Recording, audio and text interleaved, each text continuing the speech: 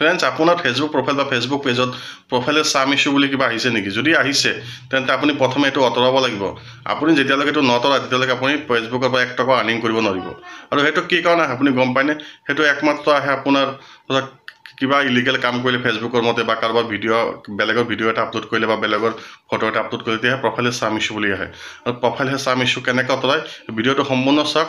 আৰু ভিডিঅ'টো যদি ভাল লাগে লাইক কমেণ্ট। আৰু পোনপ্ৰথমে আপুনি আপোনাৰ ফেচবুক একাউণ্টটো এনেকৈ অ'পেন কৰি ল'ব। অ'পেন কৰাৰ পিছত আপুনি আপোনাৰ প্ৰফাইলত যাব। যোৱাৰ লগে লগে ইয়াত চাওক লিখা আছে প্ৰফেশ্যনেল ডাছবৰ্ড। প্ৰফেশ্যনেল ডাছবৰ্ড ক্লিক কৰিব। কৰাৰ লগে লগে ইয়াৰ অট'মেটিক শ্ব' হৈ আছে চাওক প্ৰফাইল চাম ইছ্যু। ঠিক আছে, এইটোৱে মেইন প্ৰব্লেম। এই প্ৰব্লেমটো থাকিলে আপুনি আৰ্নিং কৰিব নোৱাৰিব 1 টকাও। ইয়াত ক্লিক কৰাৰ পিছতো চাওক প্ৰফাইলে চাম ইছ্যু বুলি আহি আছে। মেইন প্ৰব্লেম এইটোৱে। তো এই প্ৰব্লেমটো কি কৰিব?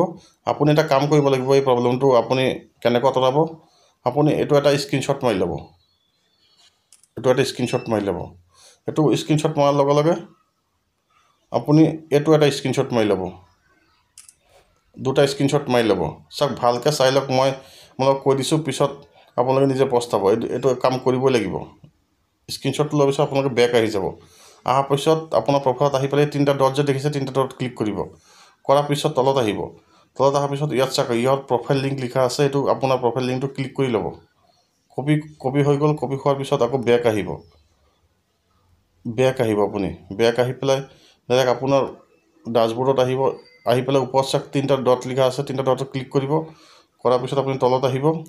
তলত অহাৰ পিছত ইয়াত চাওক হেল্প এণ্ড ছাপৰ্ট যিটো অপশ্যন আছে সেইটো ক্লিক কৰিব। কৰাৰ পিছত ৰিপৰ্ট এ প্ৰব্লেমত ক্লিক কৰিব। ৰিপৰ্ট প্ৰব্লেম ক্লিক কৰিব। কৰাৰ পিছত আপুনি তেনেকৈ তলত আহি পেলাই ইনক্লুড ক্লিক কৰিব।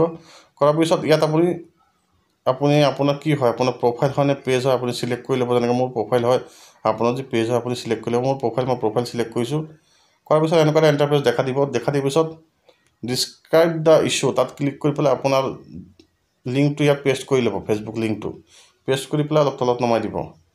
নমাই দিয়াৰ পিছত আপলোড ফ্ৰম ফোন, আপুনি যি দুটা স্ক্ৰীনশ্বট লৈছে সেই দুটা স্ক্ৰীনশ্বট ফোনৰ পৰা আপুনি ইয়াত তেনেকৈ এটেচ কৰি দিব। যি দুটা লৈছে এটেচ কৰি দিব। এটেচ কৰাৰ পিছত আপোনাক ইয়াত কিবা লিখিব লাগিব। যেনেকৈ ধৰক হয় মই নজনাকৈ কিবা এটা ভুল কৰিছোঁ। ফেচবুক টিমক ক'ব লাগিব, ৰিকুৱেষ্ট কৰিব লাগিব, মই নজনাকৈ কিবা এটা ভুল কৰিছোঁ, কিবা এটা আপোনাৰ আপলোড কৰিছিলোঁ সেইকাৰণে এনেকুৱা শ্ব' হৈ আছে। গতিকে নেক্সট টাইম এইটো নহয়, মোক এইটো কেঞ্চেল কৰি দিয়ক, এইটো আঁতৰাই দিয়ক বুলি তেনেকৈ কিবা এটা লিখিব লাগিব। সেই বস্তুটো মই অলৰেডি মোৰ লিখা আছে। মই তাৰ পৰা কপি পেষ্ট কৰিব লাগিব। মই নোটছত লিখি থৈছোঁ।